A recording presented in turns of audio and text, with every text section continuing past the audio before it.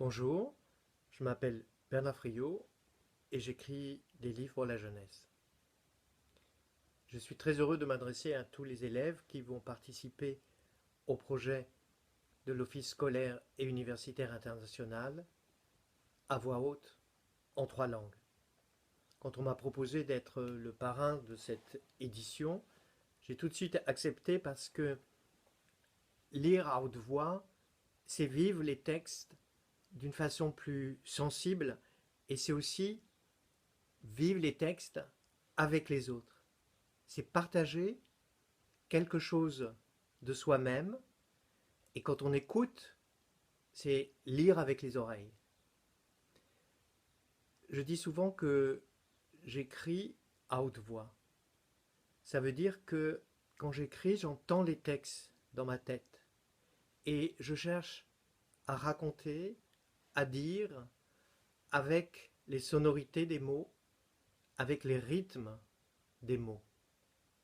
Et quand on lit à haute voix, d'abord, on donne quelque chose de soi-même. Chacun a une voix différente qui fait partie de son identité. Et oser lire devant les autres, c'est oser donner quelque chose d'intime aux autres.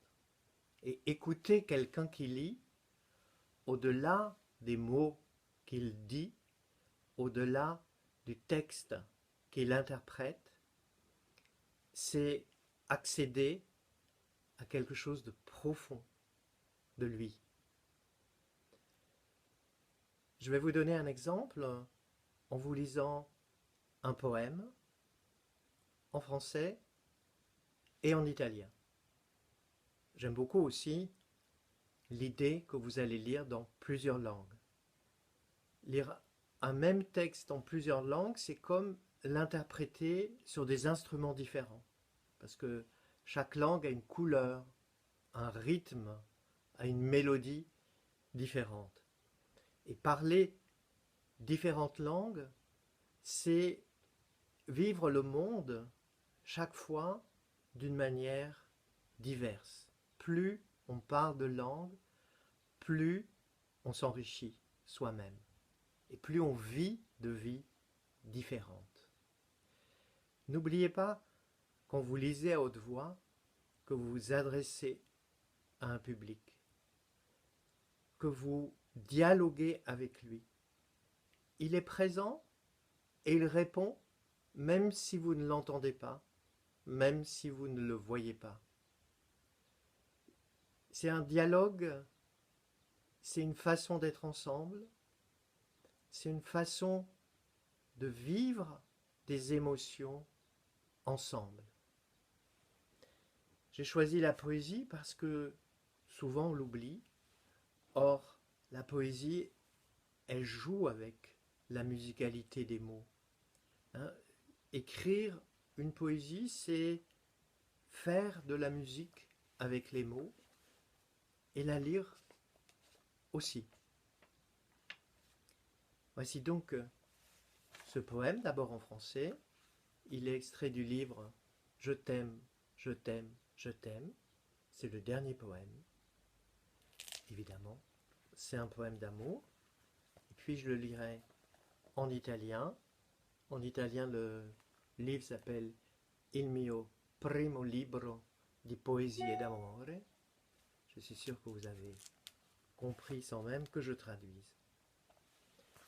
J'ai fermé les yeux, quand même je l'ai vu. Je me suis bouché les oreilles, mais je l'ai entendu. Ma bouche, j'ai cousu, et pourtant je l'ai dit, crié, proclamé. Inutile de résister, l'amour est obstiné. Impossible de le bâillonner. Et puis, c'est lui, toujours, toujours, qui a le dernier mot. Et puis, c'est lui, toujours, toujours, qui a le dernier mot. Ho chiuso gli occhi ma l'ho visto lo stesso. Mi sono tappato le orecchie, ma l'ho sentito. Mi sono cucino la bocca, eppure l'ho detto, gridato, proclamato. Inutile zittirlo. L'amore è ostinato. Impossibile imprigionarlo. E poi lui ha sempre, sempre l'ultima parola. E poi lui ha sempre, sempre l'ultima parola. Alors, laissons le dernier mot à l'amour. Et n'oubliez pas, lire à haute voix, c'est une forme d'aimer les autres.